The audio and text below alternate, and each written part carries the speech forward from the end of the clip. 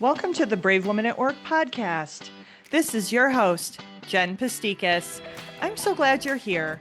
With the Brave Women at Work podcast, you'll get the resources and tips along with real-world stories and humor to empower and inspire you to take bolder and braver actions in your career and life. Welcome to the Brave Women at Work podcast. This is your host, Jen Pastikis. I'm so glad you're here. Well, hey everyone, how are you doing out there?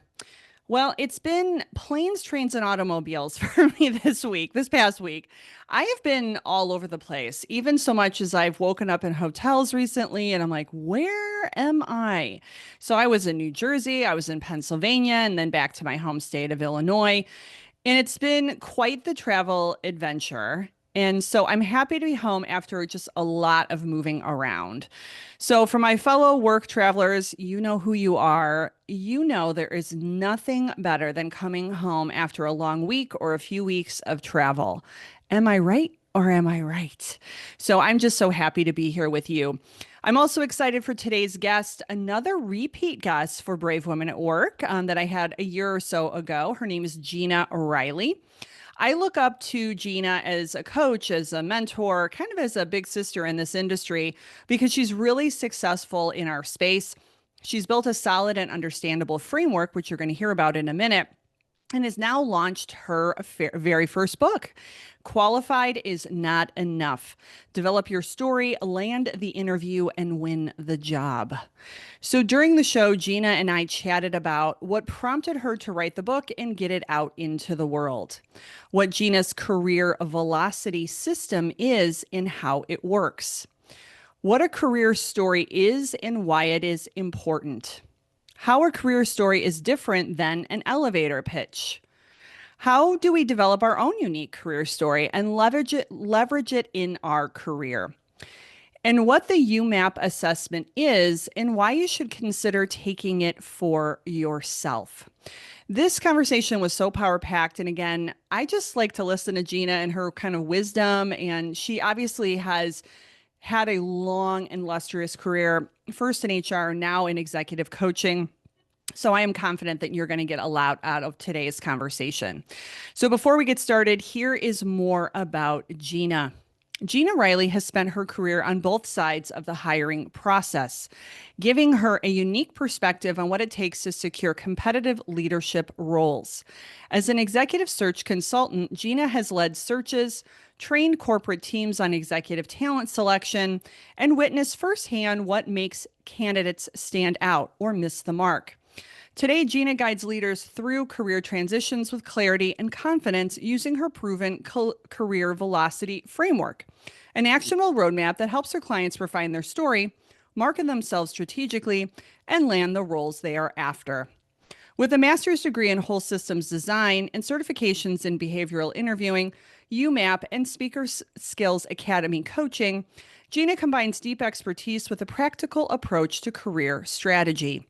Her insights have been featured in the Forbes Coaches Council, on 50 plus podcasts and webinars, and of course in her book, which we're going to chat about, Qualified Isn't Enough.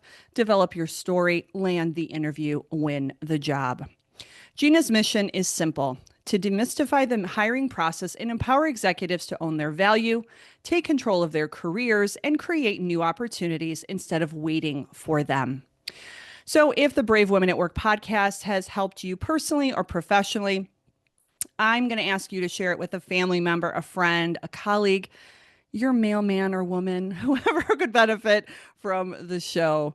And of course, your ratings and reviews help the show continue to spread around the globe. So if you've left a rating and review, I thank you so much. You've kind of made my day. And of course, if you have any topics or people that you'd like me to interview for the show, please email me. I'd love to hear from you. hello@bravewomenatwork.com. Also, I have 1 to 2 spots left for coaching this fall per the recording in fall of 2025. So if you have any interest in coaching, you're like, what is coaching? Could coaching benefit me? Pop on over again to bravewomenatwork.com. There is a button at the top right corner of the homepage. You click on that, you schedule a call with me. I promise I don't bite. It's a 30-minute call, completely complimentary, to kind of just chat about your situation, any challenges that you're facing that led you to my page and Brave Women at Work.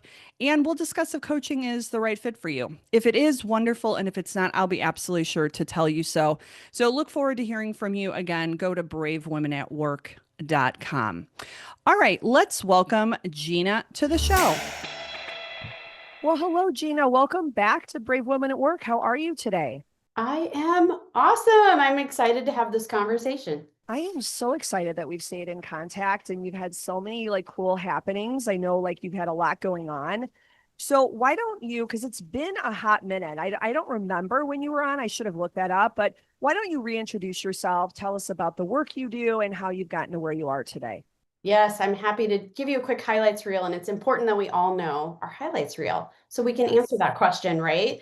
So, Yes. background story, I would say that my where I got to today comes from when I was in high school. I was 15 or 16 years old. I was in leadership development programs, and I got very inspired from motivational speakers who were helping me learn how to communicate better, communication skills, relationship skills. It led to an education in organizational development and communication. And then it led to a career in HR. So I worked at Intel for 10 years. I was in recruitment, I was an HR business partner, and I was in training and development, which followed a master's degree to kind of give me that additional educational background on how to be a good consultant and how to elevate my storytelling and communicate better.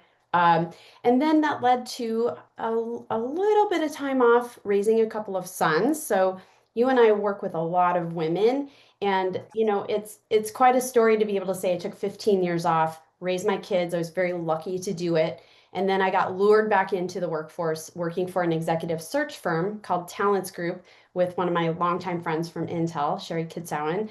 And I did executive search for a while. And what I started to notice was when I was interviewing leadership level people, candidates, they would have a very difficult time telling their story. And so answering that, tell me about yourself, I found to be one of the most pivotal moments of the career journey. And so I am here today because I started working on a coaching program. I developed something called Career Velocity in order to help people develop their stories and in alignment with their target audience. And that's kind of a quick highlights reel. That's great. And congratulations on your recently launched book, Qualified is Not Enough. And so, what prompted, because you've been using your system, Career Velocity system, I think for quite a while. So, what kind of like prompted you to write the book?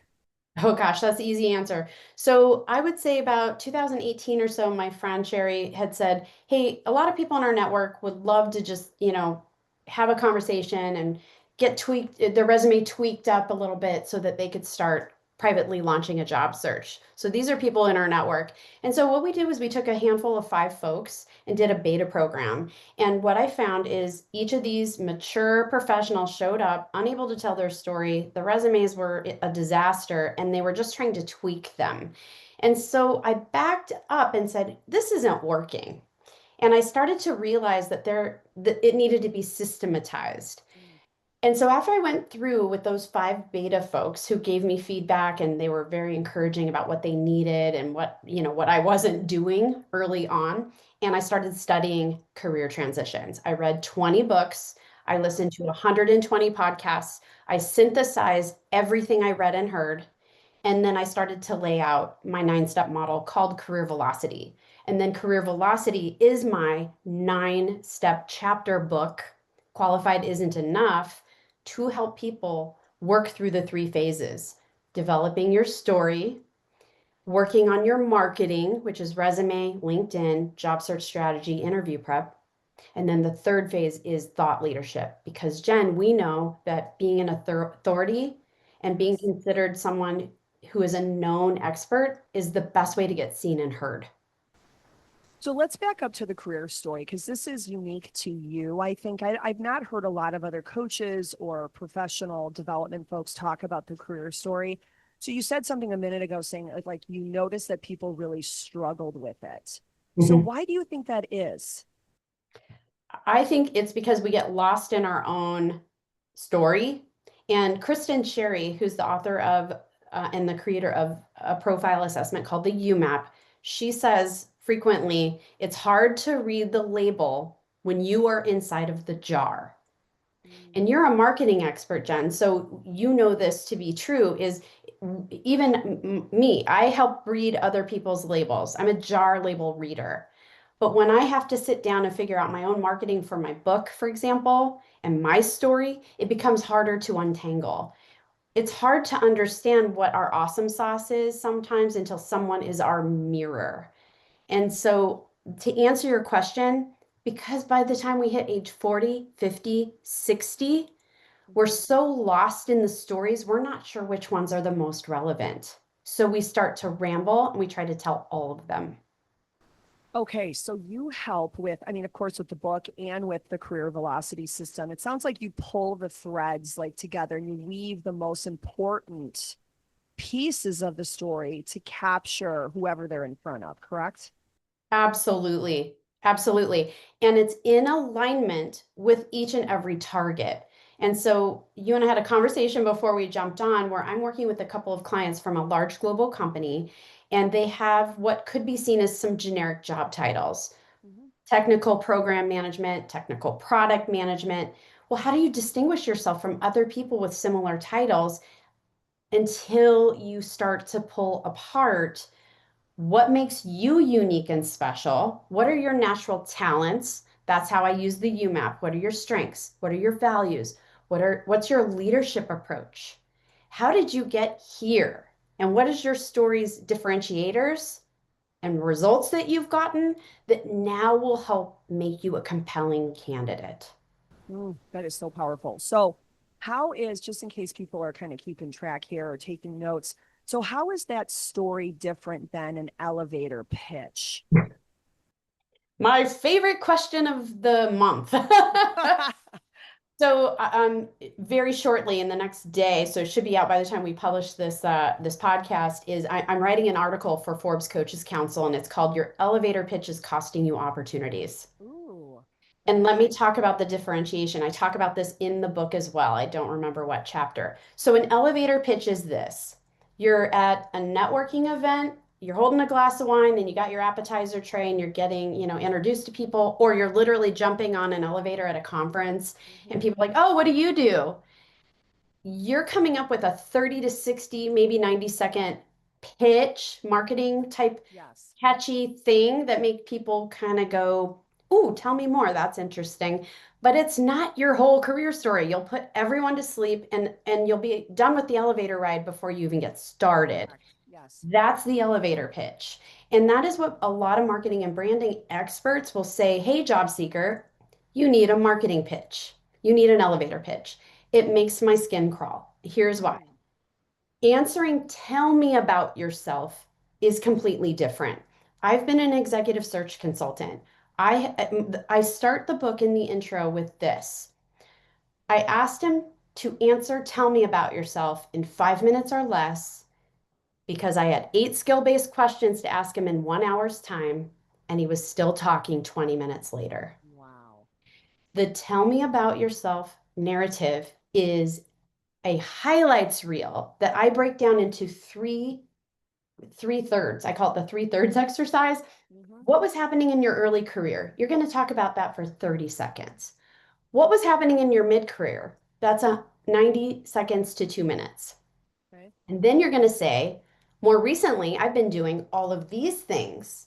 And then you're going to pivot the conversation and say, the things that I've been doing throughout my career, I think I'm most known for, and then you fill in the blank. Hmm. That kind of ties to an elevator pitch, by the way. I'm Hmm. most known to do these things throughout my career, and I believe I'm very aligned with the job you have open. Let's talk about that. Do you Okay, see how so I just took totally different. control? Yes. Yes. You've taken control, you've like dazzled them, and you didn't sell too early. So, as a marketer, right, coming back around, if I just start with the elevator pitch, it's almost like tone deaf because it's not a direct answer to the question of tell me about yourself. Yes, and doesn't a marketing pitch sound like you're selling? I don't Yes. want job seekers to feel like they're selling. What I want them to do is feel like they're showing up as a generous consultant who's ready to offer a business solution. I call each of my clients a business solution, and you must align with what those people need the most right now. What's keeping them up at night right now? You had better figured out your unique value proposition, your UVP, and answering the tell me about yourself and build out some of your interview stories so you can quickly grab from it and align it. It's all about alignment, it's about context, and it's about relevancy. Mm. So I know, like for me, because I'm thinking of Gallup strengths, like I am a person that can process and synthesize information quickly. So like it sounds like you have to like know your stories and be able to like put them and insert them in the right areas of the conversation that are relevant, but also like help you stay in kind of a little bit of control of that conversation and also be impactful to the interviewer, correct? 100%. And when I talk about being in control, it's being in control of your stories and also a hyper awareness or reading the room of what it is that person is reading from you. What do they need to know from you? In fact, a nice little segue here is chapter 7 is interview prep. And in chapter 7, I talk about the rare candidate framework. I created it for the book. And it's about researching the opportunity, aligning your stories to the job. And then step 3 for the R is reading the room. What does each decision maker need to hear from you? And then evaluating the offer. But reading the room, in my opinion, is the epitome of executive presence and showing up as someone who can listen and pay attention to the cues. Okay. So I know it's a tough market out there. Maybe I hope you agree. Like, I don't want it to be a tough market, but I've had friends that have been in the market a while and they are Mhm. very qualified, right? So it sounds like, but tell me if this is correct, that the advice would be, what is the first step? Okay, pick up the book, right? We're going to put that in the show notes. Number two is also to do that unique value proposition, right? You do that career story or stories and really understand how you're going to draw to it and practice, right? Are those some of the first steps you want to go with?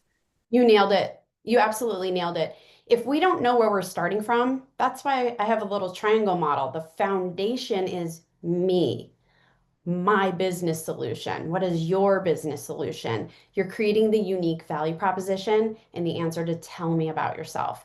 Now, what stories are you telling? You need to align it with your target.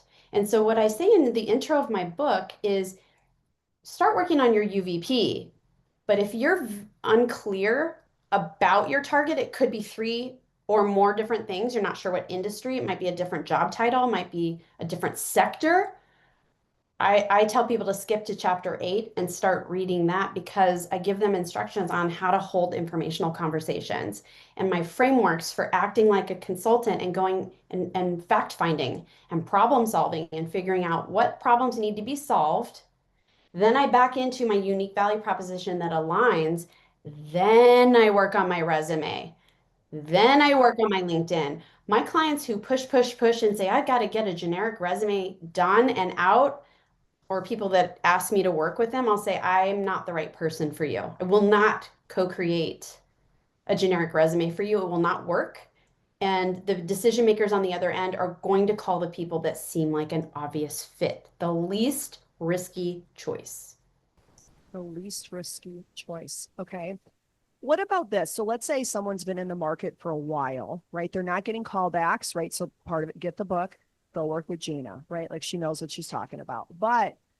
And what about like that scarcity? Like I've talked to job seekers lately where, it's hard. It's a mental drain. You know this, you work with clients that are there. Mhm. And it could come across as desperation. It could come across like the EQ shuts off and maybe they're a little bit over salesy or not salesy enough. So tell me about how you like navigate those conversations with your clients.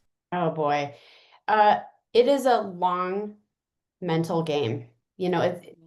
Career transitions, especially, well, I think our younger people are also having a hard time. So I don't want to just say it's those of us over 40 and considered Yes. old because the law says we're old after 40 and Right. we worry about ageism, right? I think that it's a tough market, period. And I think to just isolate it and say it's just one generation or one set or class of people isn't accurate like as we talk today. I think it's hard. And, we continue to see in the news more, we see more Intel layoffs coming, more Nike layoffs coming. Yep. These are the two companies in my backyard in Portland. This is my community, and a lot of people are hurting and in pain. So how do we answer that, Jen? It's, sure, you can work with a coach. It's one piece of the pie, though. I think having support systems, I've known particularly women who have created across the country support systems, all looking for different kinds of jobs, but they jump on once a week and have accountability partner meetings, Yeah. and they talk about how they're going about their search, and then they help each other with, collaborative ideas about how they could pursue different opportunities. So getting support in Portland, we have this really neat organization called Lake Grove Job Seekers, and they have a wait list. It's a volunteer set of mentors, and they meet. I don't know if it's once a month, I forget. And they provide job search support and advice.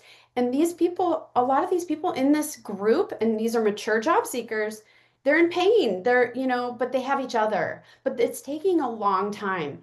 This is not magic. But what I can tell you is if you're a candidate that's been looking for a long time and you're relying on applying through job boards and relying on the applicant tracking systems in a way that you think it's going to, you know, get you seen, it is the least likely way you're going to get seen, especially if you don't hit all the markers with your skills, the words in context from the job description. You don't know what's happening in these systems. We don't know how AI is impacting everything. So the best way to get your next job is through talking with people. You need to have informational conversations. That's chapter 8. And you need to have a good, job search strategy that's Yep. way beyond spray and pray, apply online. Oh, that's so good. Yes. And I think that like when we were younger, I did, spray and apply, like that worked, you Totally. know, but it's a totally different world now, it's totally different than it was, 20 some years ago. It is, but I'm going to give you a couple of reasons why. I think one reason is we have so many job seekers that, they are resorting to, hiring different services that do the spray and pray for them. Oh, we'll apply to 100 jobs a week for you. Well, we don't know what happens to those resumes as they go through the different systems. And if Yes. you are over applying, I interviewed an ATS expert for my book, actually two of them. One of them has 2 patents. And what she told me was some of these applicant tracking systems can blacklist you because they may tag you as a bot. Oh, we got 100 resumes from the same individual, from the same email Wow. address, same name, and same location. Bot. And then so how do you know? I mean, I don't You have this don't answer. know. I'm not an expert. But the other thing is people are clogging up these systems because they owe unemployment some kind of a record of what they're applying to as well. So whether I'm qualified or not, I can still apply.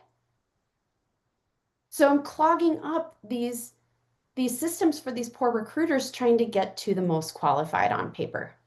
And you know what? And then we'll kind of keep pivoting is that it really does a disservice for the qualified candidate because they're trapped under, the recruiters are getting absolutely killed with volume. And then it's like so discouraging for everyone. So I think the message there is be a kind human and only apply for things that you really are qualified for. And don't waste your time and just hit apply, apply, apply, like you said, spray and pray, because it sounds Yeah. like you might be blacklisted. Yeah, I'm going to put one caveat in because I know you and I both serve women, is Yes. there are statistics that women will not apply unless they hit almost 100% of the things on a job description. That's a good And call. men, I think the number is 65. Don't Yes. quote me because I'm not pulling from a specific study. So what I would say, especially to women who are holding themselves back, go talk to people, get your UVP together, get your stories together, get confident about the alignment, and don't worry about some line item that's like, let's say it's a master's degree that's required. Well, what if it's not really required to do the job and you have 20 years of experience and proof that you can Yes. do the job?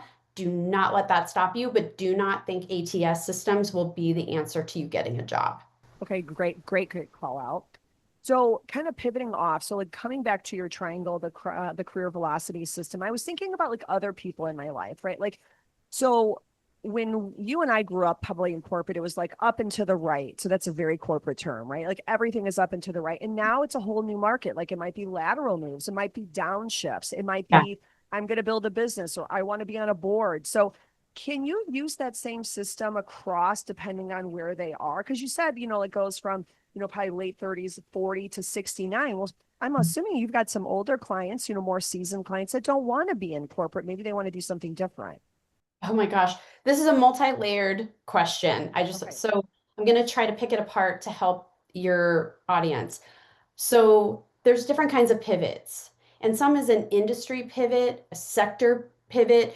Some of the most challenging pivots is I've worked in corporate for 30 years and I'm ready to do my give back. I want to go work for a nonprofit.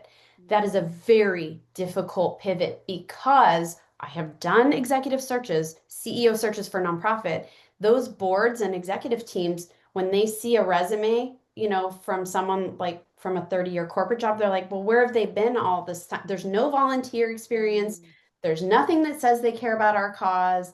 They do not see the alignment, and the alignment and their values is what's going to be in front of them as their beacon of light as they go and do that search. mm. So you need to lay the groundwork before you want to pivot. That because it's tough. It's not impossible, it's tough. Same as tough for going from nonprofit to a corporate role where now we're thinking, oh, I want to maximize my income, I'm going to make more money, etc. You must translate your business acumen to those corporate roles. I have a great article. I interviewed a man named Keith Tomagen who made this difficult transition from the head of United Way Mm. to Dutch Bros, and was on the executive team. It's a really great story. I can share that with people if they send me an email. I'll send it to them. So pivots are tough, but I'm also seeing people who start to work with me and they're like, wait a minute, I don't want a corporate job anymore. I think I want to start my own business. And that is an evolution coming from the UVP work and the strengths and the values. And Okay. thinking about the target, and then they look at the target, again, chapter 7 and 8 in my book, and they're thinking, I don't want to do that anymore. Because they start to get clarity and then they start to say, I don't want what I thought I wanted when I started with you. Because Exactly. aren't your engagements about a year? Is it about a year long? Yeah, I'm working with people like people when they sign up for my career velocity system, it's 9 months with the option Okay. to extend. It's varied. I have some people doing UVP packages with me, which is expressly about the clarity. It's not everything else. So a lot of them will hire me to keep going because they're like, well, now what do I do with it? I'm like, do you want to keep going? I'll help you with the other clarity pieces. Um, but it takes a long time. It takes just marination. When you read chapters 1 through 5 in my book, each step is going to cause you to think very deeply if you're doing it right. Okay, so and there's a lot of great exercises in this book. So I agree that you're going to have to take your time to kind of go through it. This isn't one of those like I'm going to read like a sizzling beach read over the weekend. Like this is a life changer. So take It your is time with it. This book was ready in April, and I intentionally waited till September, the Oh fall, wow. because the executives that I know in my life, I have a lot of executive friends, and they're like, nobody's reading your book in the summer. It's true. Nobody's reading it. And I knew that in my heart. So this is a long time coming. So I'm just dying to get it out there to Yeah, no, help. that's good. And this is the great time. Like everyone's, kids are back in school, like adults are back in, learning modes. This is going to be perfect. I'm really excited that the book is out at the time it is. Yeah. So let's circle back around to UMAP. I think you talked about this last time, but I want to, because not a lot of people have heard of UMAP, or maybe it's not like Myers-Briggs.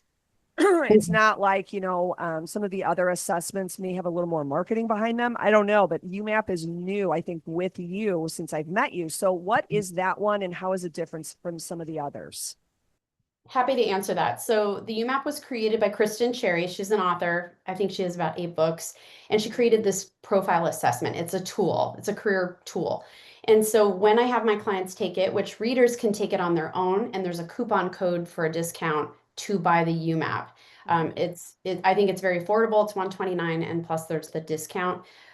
You get your top 5 strengths from StrengthsFinder. That tells me how you do what you do with your natural talents. It's not a personality assessment. It tells me what you came to the planet with and what you do naturally and how you apply your skills. Then I get your values. That is why you do what you do. If you don't know your values and you don't align them with the opportunity, that is when you won't be able to sleep at night. You'll have a sick stomach. You'll be out of whack with your choices. You get a skills assessment, not whether or not you can do a skill well, but are you motivated or burnt out when you do a particular skill? That helps me hold up a mirror for my clients and say, okay, are you going to have to do your burnout skills more than 20% of your time in that job? Because you might want to rethink it. Because if you have a values misalignment or a skills misalignment, you will be unhappy. And then there's a personality assessment. That's the fourth. Kristen uses the Holland, and the Holland is careers related. I don't rely on personality assessments for the work I do to build storytelling because some of the time I notice that my clients don't always agree with everything in a personality assessment. I'm sure you've taken Myers-Briggs, Yes. DISC, all those things, and there's a lot of judgment that we put on ourselves and other people when we hear what they are, It's what true. box we're going to put them in. It's And true. some of it is flattering, some of it is not. The unflattering work does not serve my clients. I'm building the story of who they are when they show up at work in a positive light, not lying and not stretching the truth, but we're not going to go and worry about like one or two of the personality traits that maybe aren't the flattering things. We're not leading with that, Jen.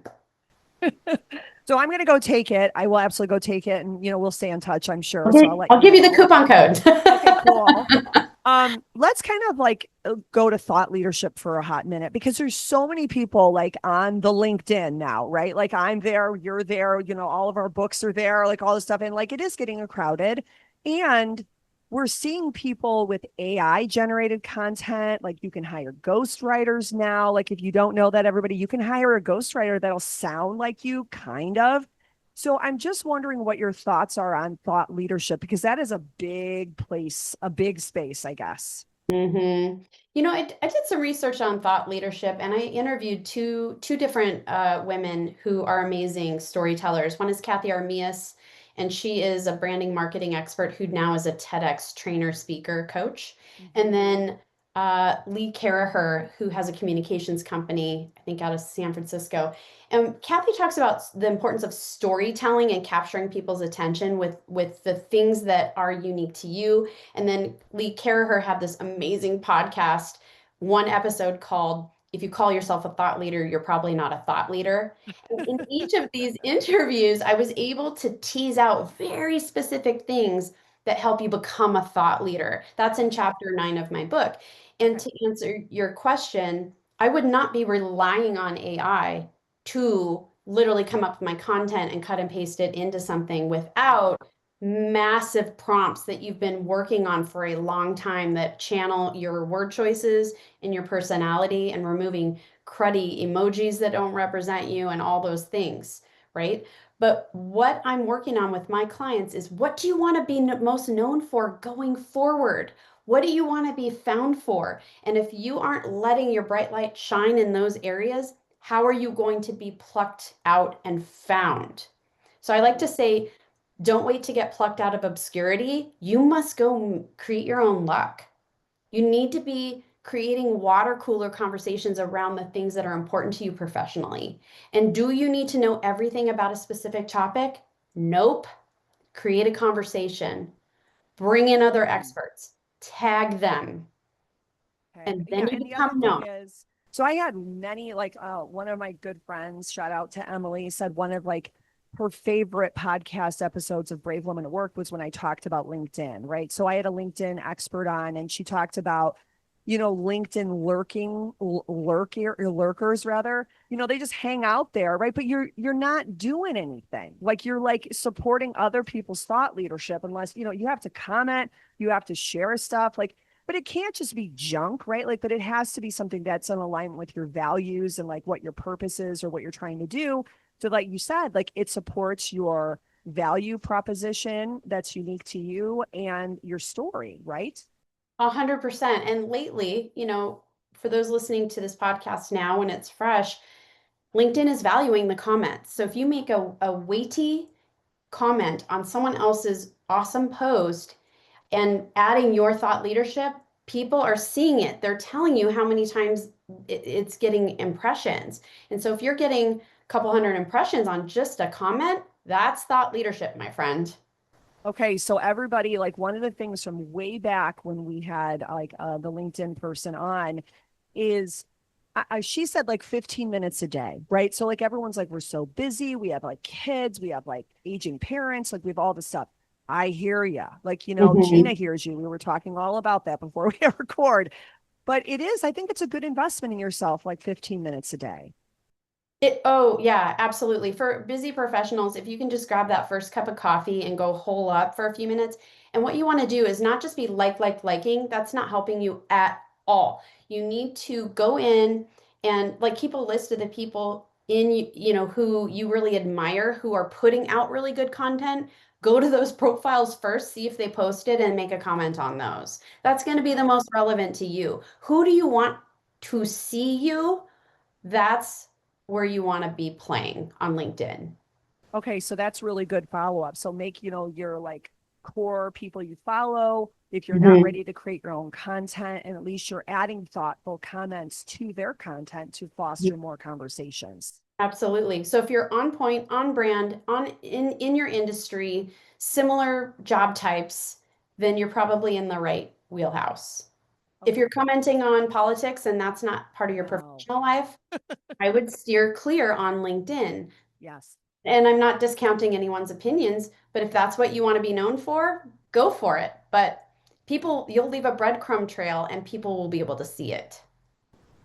Yeah, and I've seen people like their thought leadership as being inflammatory or being controversial. And I don't know about you, but that's not the brand that I want to portray. No, I don't either. I like to be supportive and kind.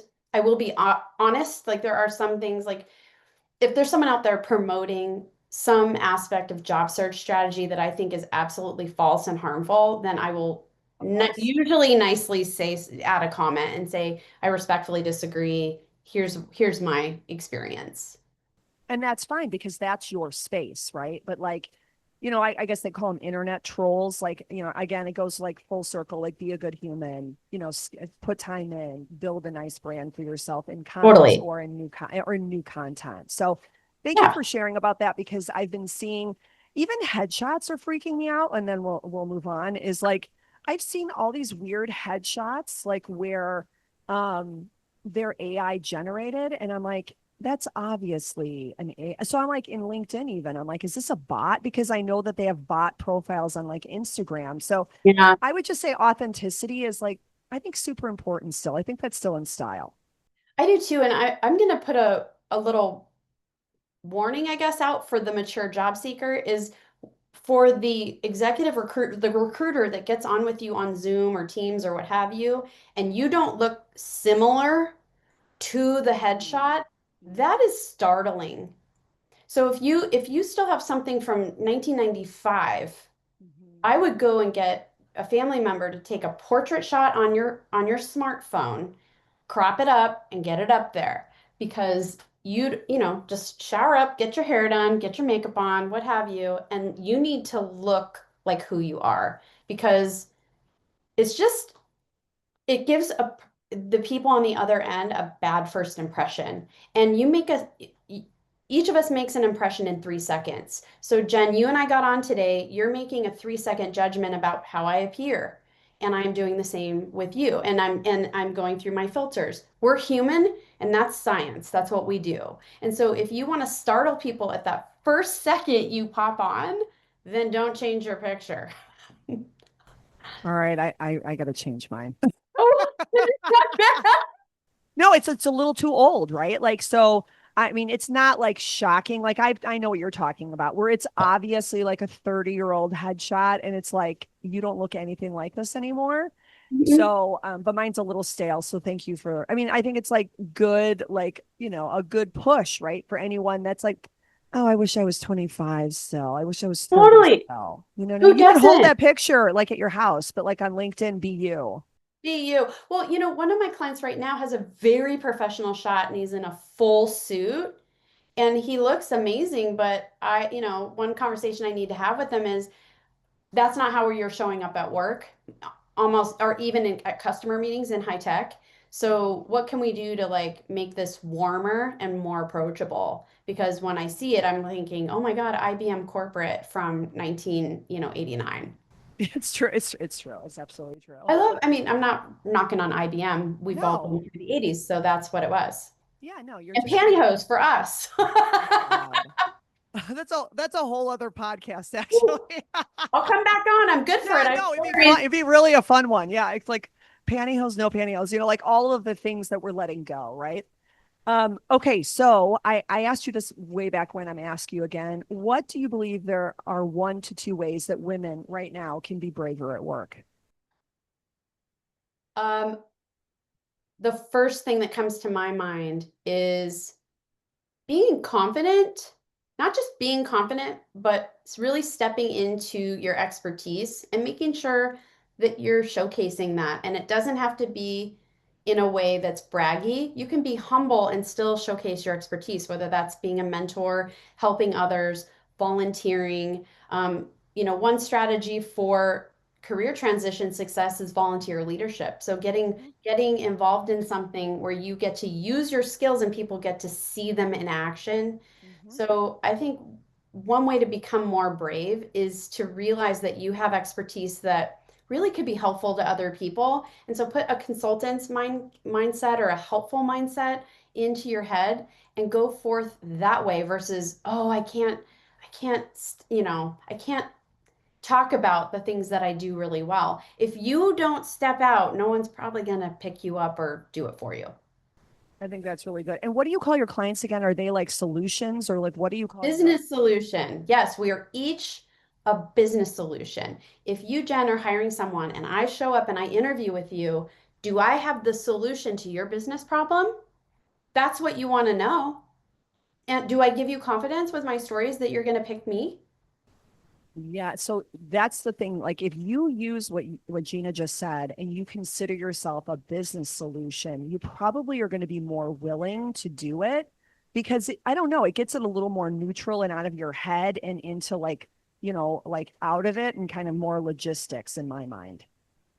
Jen, you're so smart. Like that's exactly it. That's exactly 100% it. Okay. Okay, no, that's all good stuff. Okay. And then okay, so the book again, we're going to link up and then anything, Gina, you want to add, just send me the links. We'll put all of that in the show notes. The Okay. book is Qualified Isn't Enough. And then how can women connect with you and your work online? Yes. So I live on LinkedIn. So send me a personalized connection request and say, I heard you with Jen on Brave Women at Work.